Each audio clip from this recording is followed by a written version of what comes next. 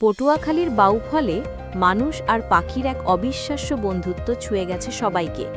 ৪ মাস আগে গাছ থেকে পড়ে আহত হওয়া একটি সাদা বককে গুইসাপের আক্রমণ থেকে উদ্ধার করেন ব্যবসায়ী হেমায়েতুদ্দিন। এরপর থেকেই শুরু হয় মানুষ আর পাখির হৃদয় ছোঁয়া সম্পর্ক।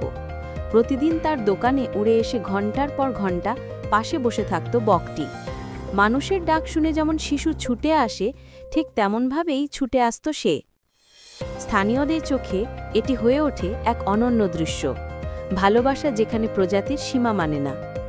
কিছুদিন আগে বন বিভাগ বকটিকে প্রকৃতিতে অবমুক্ত করে দেয়, কিন্তু হেমায়েতকে ছাড়া খাবার বন্ধ করে দেয় পাখিটি। একেবারে অনশনে বসে।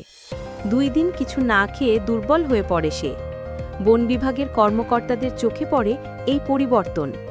তারা বুঝতে পারেন পাখিটি এখনও প্রকৃতিতে টিকে থাকার মতো সক্ষম নয়।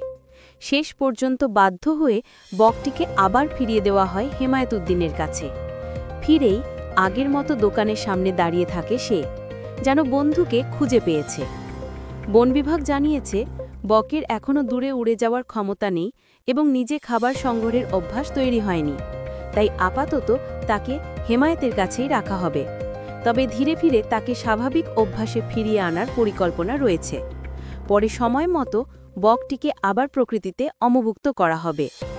একটি পাখির অনশন আর এক মানুষের নিঃস্বার্থ মায়া, এই গল্প আবারও মনে করিয়ে দিল ভালোবাসা শুধু মানুষের মধ্যেই সীমাবদ্ধ নয়, প্রাণীরাও সে অনুভব করতে পারে।